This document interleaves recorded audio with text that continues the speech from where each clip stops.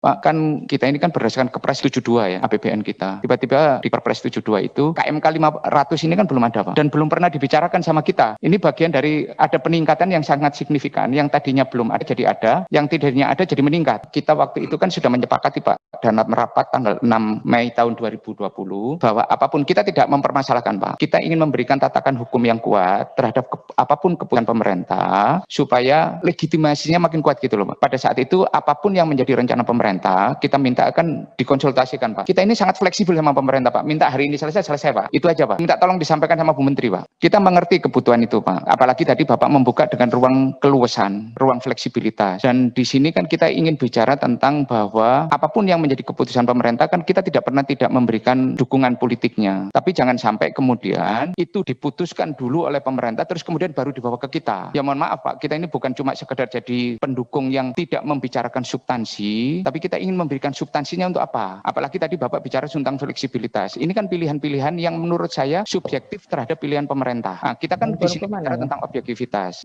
Contoh yang Bapak sampaikan, kita mengerti kebutuhan di PII, Bio Farma, LPI. Yang paling sini. Itu penting sekali.